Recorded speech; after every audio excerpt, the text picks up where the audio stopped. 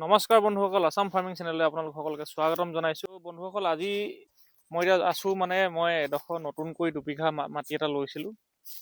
দ মাটি হয় একচুৱেলি, সিমান দও নহয়, পথাৰ ধান কৰা মাটি হয়, ধান খেতি কৰা, কিন্তু ধান খেতিটো বৰ এটা ভাল নহয়।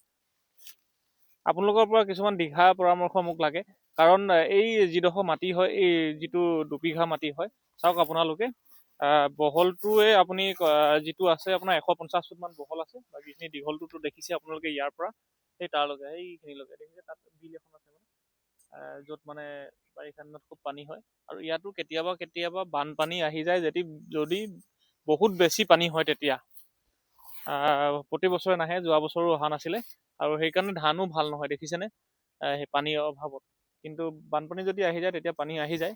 আৰু জেগাডোখৰ আছে, যিডোখৰ মাটি হয় সেই মাটিডোখৰ এইটো ৰেল লাইনটো দেখিছে, ৰেল লাইনৰ কাষতে, আৰু ইয়াত ৰাস্তাও আছে, ৰেল লাইনৰ কাষত এটা পিচ ৰাস্তা আছে। এই ৰাস্তাটোৰ পৰা ধুনীয়াকে একদম কাষতে আছে। ইয়াত মানে আপোনাৰ গাড়ী চাড়ী ধুনীয়াকে সুমিয়াব পৰা মই ইয়াত ব্যৱস্থা কৰি ল'ব পাৰিম, মানে ৰেল লাইনৰ পৰা ইয়ালে মাটি উঠাব লাগিব কিন্তু।